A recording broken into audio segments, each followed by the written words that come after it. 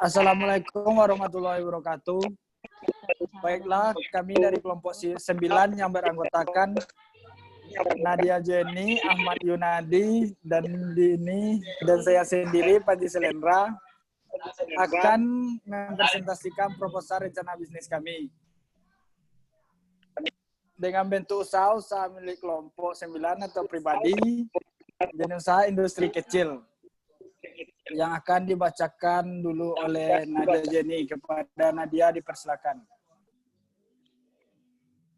Baiklah, terima kasih kepada moderator yaitu Panji Selendra. Saya akan mempresentasikan yaitu bab 1 pendahuluan mengenai yang pertama yaitu latar belakang.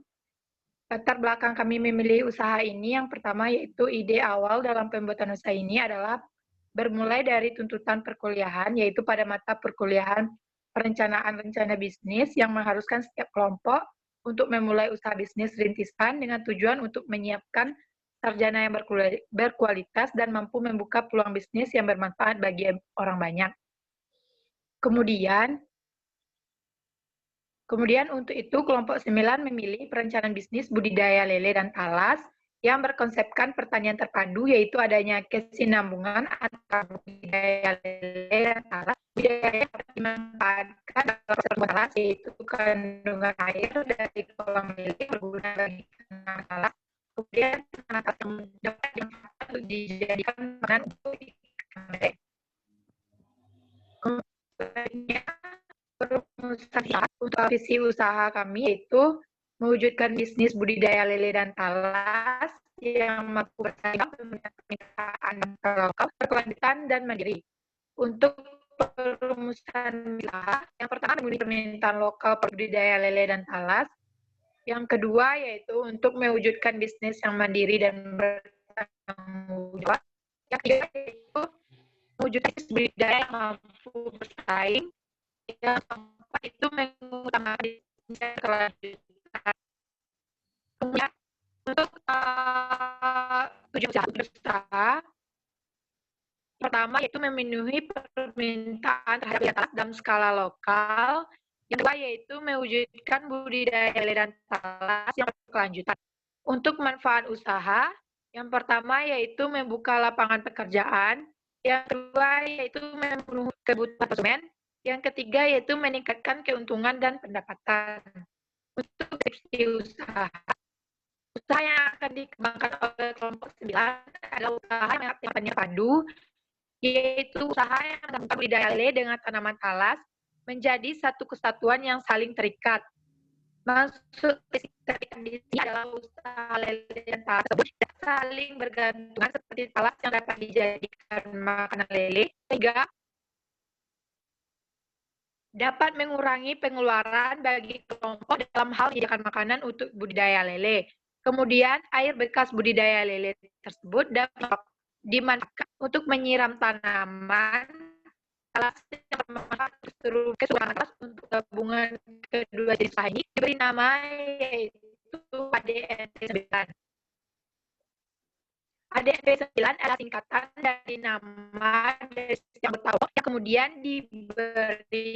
digabungkan menjadi baru yang diharapkan menjalankan usahanya itu sebagai atau pemasok lele dan konsumen.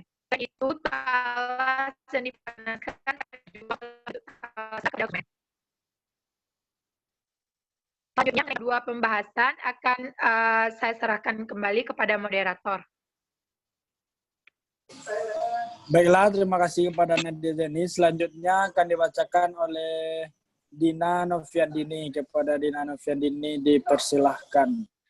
Baiklah, di sini saya akan menjelaskan mengenai bab 2, pembahasan dari produk yang akan kami produksi oleh perusahaan ADNP 9. Yang pertama yaitu dari segi aspek produk. Jenis produk usaha ini merupakan lele segar dan talas segar yang kami budidayakan sendiri, yang akan dipasarkan kepada konsumen. Yang kedua yaitu jumlah produksinya. Lele ini dipanen setiap 3 bulan sekali sebanyak 4.000 ekor dengan isian 5 ekor per kilogram, sehingga produksi ini sebanyak 800 kg lele. Yang ketiga yaitu waktu produksinya selama 3 bulan dari bulan Januari 2021. Kemudian jumlah tenaga kerja yang dibutuhkan sebanyak 3 orang. Dan untuk desain produk sendiri dapat dilihat di layar. Untuk lele kami letakkan di dalam kotak styrofoam yang besar yang kemudian ditandai dengan logo perusahaan. Untuk talas segar kami masukkan ke dalam karung yang akan dipasarkan langsung kepada rumah-rumah produksi keripik talas. Nah, di sini adalah bentuk bisnis model kanvas dari perusahaan kami. Ada key partnernya yaitu pengusaha bibit lele, warung pecel lele, pedagang ikan di pasar, dan pengusaha keripik talas.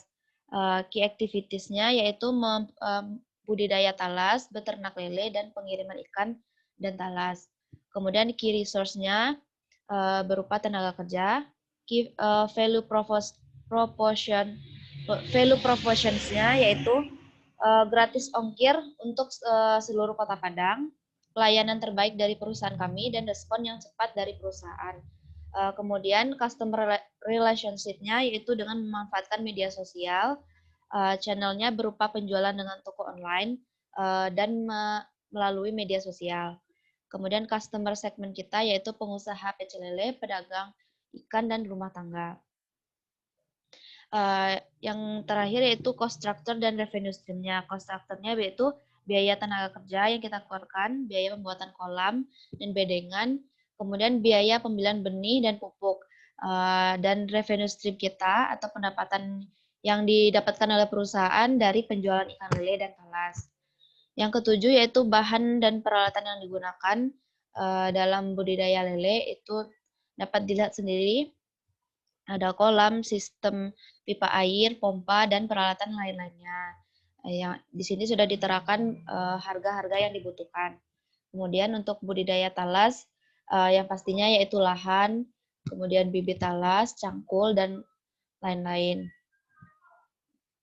Di sini ada merupakan biaya tetap dan biaya variabel yang biasanya dikeluarkan untuk budidaya talas.